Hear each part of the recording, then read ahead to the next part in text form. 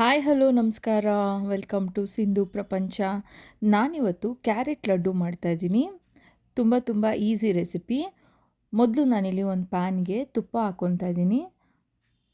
ನಾನಿಲ್ಲಿ 2 ಸ್ಪೂನ್ ತುಪ್ಪ ತೊಗೊತಾ ಇದ್ದೀನಿ. ಆಮೇಲೆ ಡ್ರೈ ಫ್ರೂಟ್ಸ್ನ ಅಂದರೆ ಗೋಡಂಬಿ ಮತ್ತು ದ್ರಾಕ್ಷಿ ತೊಗೊಂಡಿದ್ದೀನಿ. ಅದನ್ನು ಚೆನ್ನಾಗಿ ಒಂದು ಸ್ವಲ್ಪ ಶ್ಯಾಡೋ ಫ್ರೈ ಮಾಡ್ಕೊತೀನಿ. ತಿರ್ಗಾ ನೆಕ್ಸ್ಟು ಈ ಥರ ಆದಮೇಲೆ ಒಂದು ಬೌಲ್ಗೆ ಹಾಕಿ ಸೈಡಲ್ಲಿ ಇಟ್ಕೊಂಡಿರ್ತೀನಿ. ತಿರ್ಗಾ ಅದೇ ತುಪ್ಪಕ್ಕೆ ನಾನಿಲ್ಲಿ ಒಂದು 1/4 ಕಪ್ಪು ರವೆ ತೊಗೊಂಡಿದ್ದೀನಿ. ಸೊ ಅದನ್ನು ಲೈಟಾಗಿ ಫ್ರೈ ಮಾಡ್ಕೊತೀನಿ. ತಿರ್ಗಾ ಅದಾದಮೇಲೆ ಅದಕ್ಕೇ ಕ್ಯಾರೆಟ್ ತುರಿ ಹಾಕ್ತೀನಿ. ನಾನು ಇಲ್ಲಿ 1 ಕಪ್ಗೆ ಕ್ಯಾರೆಟ್ ತುರಿ ಹಾಕ್ತಾಯಿದ್ದೀನಿ.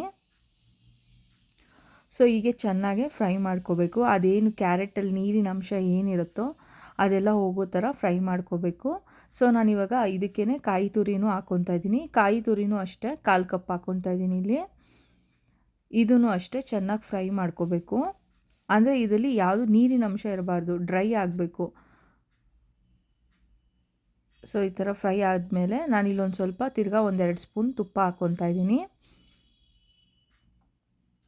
ಮತ್ತು ಚೆನ್ನಾಗಿ ಫ್ರೈ ಮಾಡ್ಕೊತೀನಿ.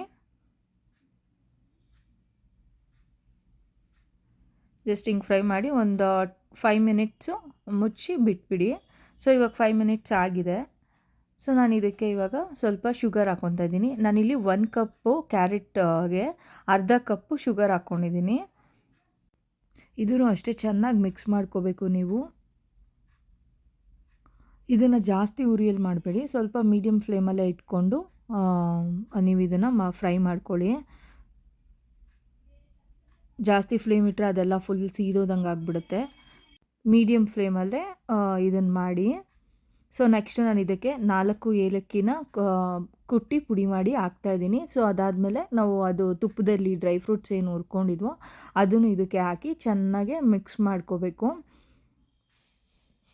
ಒಂದು 2 ಮಿನಿಟ್ಸ್ ಅಷ್ಟೇ ಒಂದು ಫ್ರೈ ಮಾಡಿಬಿಟ್ಟು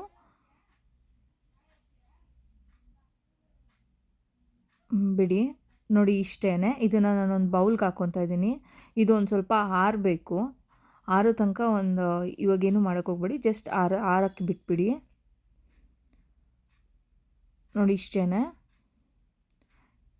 ನಾನಿವಾಗ ಇದು ಆರಿದೆ. ನಾನಿವಾಗ ಇದಕ್ಕೆ ಕೈಗೆ ಸ್ವಲ್ಪ ತುಪ್ಪ ಹಾಕ್ಕೊಂಡು ಅದನ್ನು ಸೇಮ್ ಲಡ್ಡು ಥರ ಕಟ್ತಾಯಿದ್ದೀನಿ.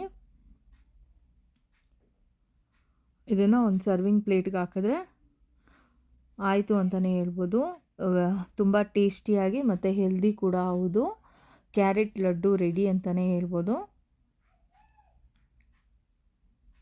ನೋಡಿ ಈ ರೀತಿ ನಾನು ಮೇಲೆ ಒಂದು ಸ್ವಲ್ಪ ಗೋಡಂಬಿ ಹಾಕಿದ್ದೀನಿ. ಸೊ ಇದು ರೆಡಿ ಅಂತಲೇ ಹೇಳ್ಬೋದು. ನಿಮಗೆ ಈ ಒಂದು ರೆಸಿಪಿ ಇಷ್ಟ ಆದಲ್ಲಿ ನನ್ನ ಚಾನಲ್ನ ಸಬ್ಸ್ಕ್ರೈಬ್ ಮಾಡಿ, ಶೇರ್ ಮಾಡಿ, ಕಮೆಂಟ್ ಮಾಡಿ. Thank you for watching.